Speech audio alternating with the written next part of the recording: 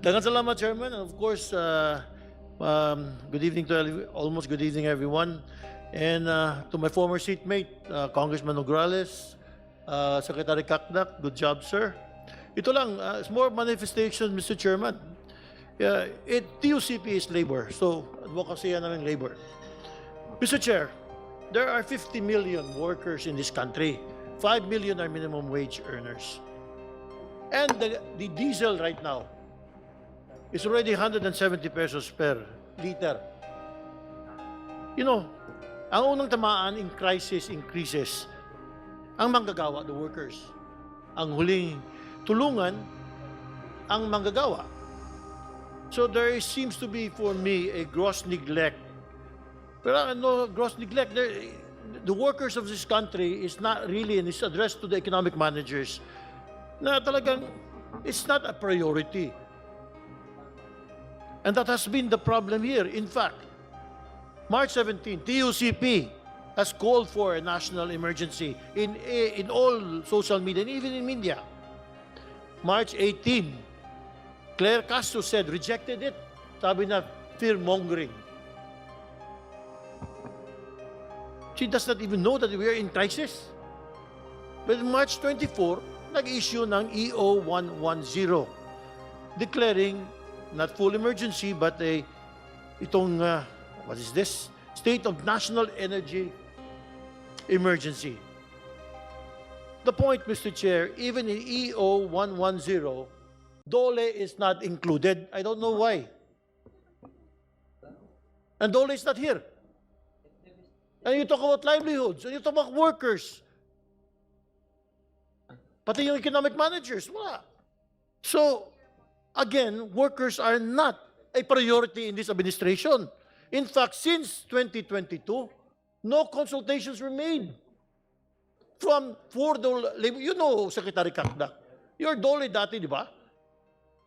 I don't want to put you in a position, but in the previous administration, Duterte's administration, 3 to 4 times in 10 months.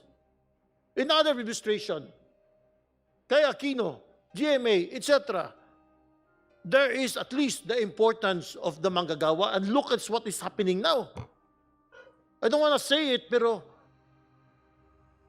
pangit. But what is TUCP doing? Because walang government support, we talk to each other with our partners. We have the Labor Business Forum. In fact, in April 15, we're meeting again. Kami na lang, bipartite, we don't need government.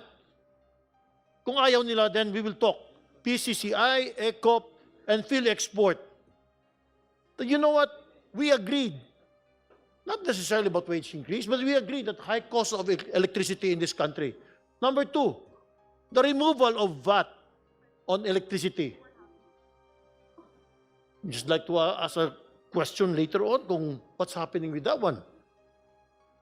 And I hope and I pray talaga na it's too much.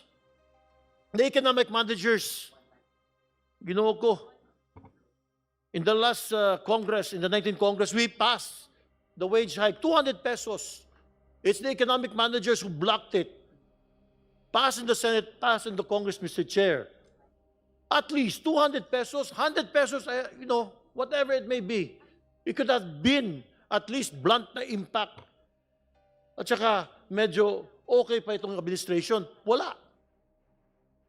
Now we are in crisis. Now we are here. The 200 pesos sana that was approved by Congress and the Senate, malaking tulong talaga yan. So that being said, I hope yung executive na dapat i-include yung DOLE. DOLE is not here. We claim a whole of government response when the voice of labor is institutionally excluded. Then who then is representing the interests of workers in the policy deliberation directly affecting or affect the wages, employment, and survival of our workers? And why has the executive not formally convened consultation, as already mentioned, labor sector? If none, ano yung justifications of the delay? So, Mr. Chair, it's more of a statement na that I'd like pa ulit-ulit lang na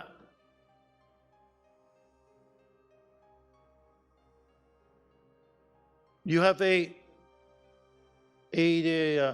every peso earned of our workers afford less food, less transport, less dignity. Minimum wages are already starvation wages, survival wages na yan eh.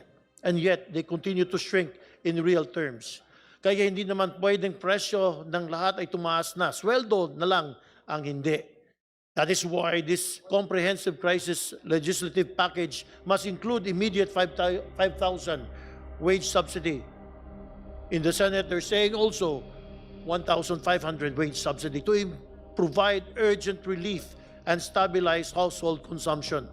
A substantial 200 peso legislative wage hike. Madali lang sana. And I call on the chairman of the labor of the Committee on Employment na i-table na natin, of course, the speaker. I-table na natin yung legislative wage hike, especially for over the 5 million minimum wage earners in this country. Mr. Chair, once again, I call on, last lang, everyone, a last call.